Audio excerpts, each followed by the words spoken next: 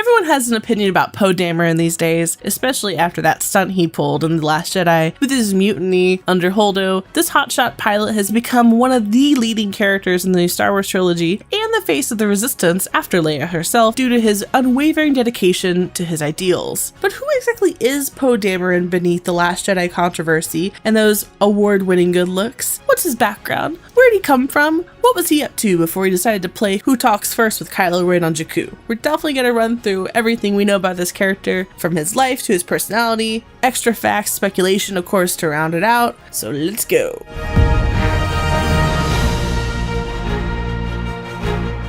Poe Dameron is part of the Resistance Starfighter Corps and one of Leia's most valued operatives. He's a decorated pilot and the son of rebel heroes, Lieutenant Shara Bey and Sergeant Kes Dameron. Before defecting, he was the commander of the New Republic's Rapier Squadron, but he grew disillusioned with the Republic's negligence towards the First Order's repeated violations of the Galactic Concordance. After joining the Resistance, he became the commander of the Resistance Rapier Squadron, along with the Red Squadron, Blue Squadron, and Black Squadron. He flies under the callsign Black Leader, piloting a specialized T-70 X-Wing fighter called Black 1. Yeah, this dude has a reputation for being definitely a bit of a hothead, and honestly some of this can probably be blamed on his background because he was basically raised for rebellion and rebellion alone. Born into ABY, Poe rarely saw his parents due to their continued military operations with the Alliance, at least in the early days. After his parents left the service, they settled on Yavin 4 to build a house, and at age 6, Poe started to learn how to fly his mother's RZ-1 A-Wing Interceptor. Tragedy struck the family when he was very young, and when Poe was 8, his mother died unexpectedly. Lulo Lampar, his mother's friend and fellow pilot, helped to raise him instead. As the son of a rebel-centric family full of war heroes, Poe of course grew up on stories of Alliance campaigns. He developed that strong sense of duty and lived by a personal creed where you had to put all of your effort into the causes you believed in, or none at all. When Poe became a pilot, he joined the New Republic Defense Fleet. His Rapier Squadron was stationed at Mirren Prime under Major Lano Deso, and this was where he met BB-8, that lovable, constantly shrinking ball of orange metal that you see rolling around through every firefight, and they've been best friends ever since. Before defecting to the Resistance, Poe Dameron was involved in the Ysera Zed incident. After weeks of inactivity along the Republic's borders, scanners picked up a distress call from the freighter Ysera. BB-8 pinpointed the beacon to Siraz 4, and when Poe and his fellow Rapiers jumped to the location, they found it under attack by the First Order. After the attack, Poe tried to convince the Republic to investigate, but his request was denied. After he was sent out on patrol again, he took matters into his own hands and did a recon mission along the Ysera's last known hyperspace trajectory. His worst fears were proven correct when he discovered a First Order staging ground at Or Kappa 2722, and he was forced to engage to avoid capture. After he returned, Poe met with Leia Organa, who requested that he tell her about the incident. After she heard his side of the story, she offered him an opportunity to join the Resistance, and Poe of course immediately accepted. He transferred to Echo of Hope and set about recruiting pilots while performing long-range reconnaissance missions to search for First Order positions. Through this work, he became one of Leia's most trusted operatives.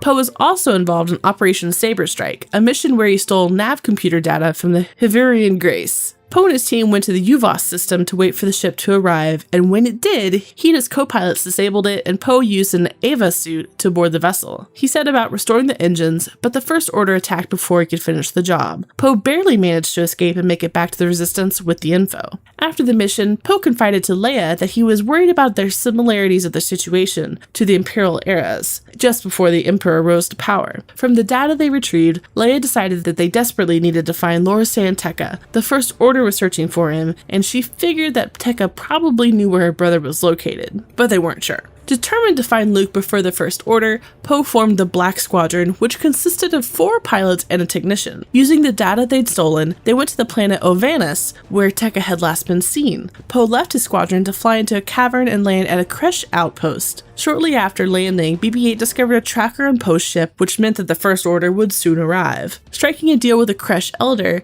Poe hid the starfighter just before the First Order burst in. He and the First Order eventually came to a stalemate, and Terex, the First Order operative leading the assault, was forced to call off the attack. Grateful for the reprieve, the Kresh told Poe where Tekka had gone after leaving the planet, Megalox Beta.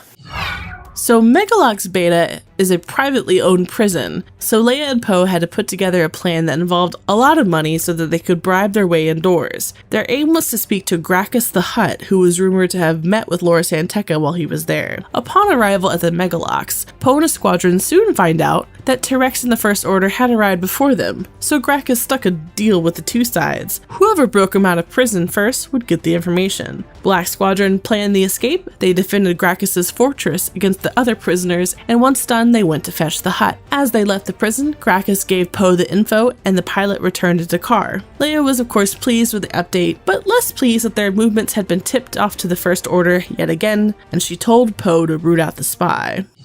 On the hunt for their wayward operative, Poe went to the planet Firion to meet up with Suralinda Javos, a reporter for the Galaxy Beacon. Javos informed Poe that she was working on a story about the First Order and its violations of the Galactic Concordance, but wouldn't elaborate beyond that because she wanted to give the information to Leia herself, and so he agreed. While still searching for information on Lora San Tekka and communicating between Javos and Leia, Poe investigated the Black Squadron, trying to figure out who the mole was. Leia sent Poe to recover a Resistance spy from the Outer Rim world Kadak, which had undiscovered information on Snoke's location. Because he couldn't trust his pilots while the spy was loose, Poe brought along the technician Adi Muva instead. Unfortunately, during the mission, Poe discovered that Adi himself was the spy, and he was being coerced into working for the First Order, who held his wife, Soa Chuan, captive. Although the mission eventually proved to be successful, Poe was of course a little disquieted by this event. It is where his history pre-The Force Awakens and his mission to Jakku converge.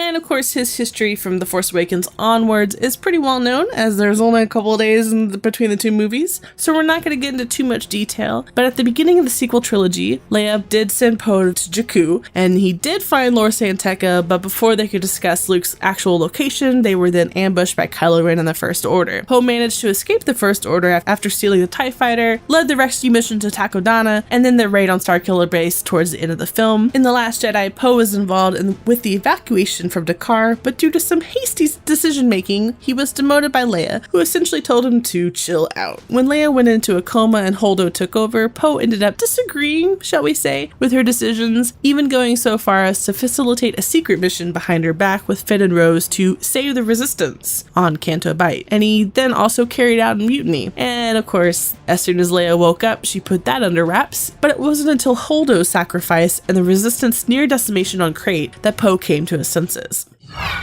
So for his personality, we saw a lot of it with his issues with Holdo and this whole mutiny springing up were definitely due to his own managerial style. Poe is the kind of person to trust his subordinates to figure things out on their own, so they had a lot of leeway to act independently. Poe expected, of course, the same in turn, but Holdo wasn't like this at all.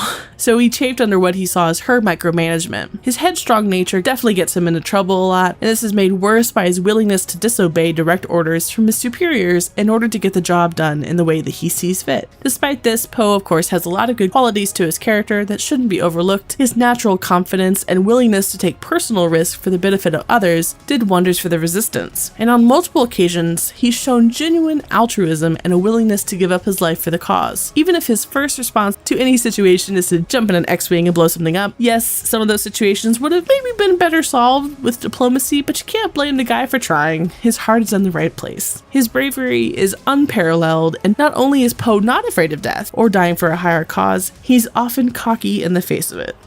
And one thing I find particularly interesting about this lack of fear when it comes to death is the way it plays into the creation of the character and the actor behind him, Oscar Isaac. Because, fun fact, Poe was originally slated to die very early in The Force Awakens, but J.J. Abrams, the director and writer, changed his mind after he learned that Oscar was hesitant to accept yet another role where his character kicked the can shortly after being introduced. I said that I wasn't sure because I had already done that role in other movies where you kind of set it up for the main people and then you die spectacularly, Oscar said, speaking to Esquire in a 2017 interview. What's funny is that Kathleen Kennedy was in the room and she was like, yeah, you did that for us in Bourne. So maybe this lack of fear for death that we see on screen is because Oscar knows that Poe won't die and it comes across as acting. We don't want to predict what will happen to him in episode 9 when it comes to character deaths, but to say that Poe's invincible because of Oscar's influence is not too much of a stretch. Beyond that, I think it's almost guaranteed that because Poe has learned the difference between duty and heroism as a exemplified by Holdo's sacrifice and his reaction to it, that he'll play a pivotal role in helping the resistance rise up from the ashes. I think he'll also complete this task with far more grace and diplomacy than he's done up until this point. And it'll definitely be cool to see how Poe reacts to Finn now that these two comrades in arms are reunited, and it'll be interesting to watch how he adjusts to Rey's presence in the resistance, because up until now, the two of them haven't really talked beyond a quick hello.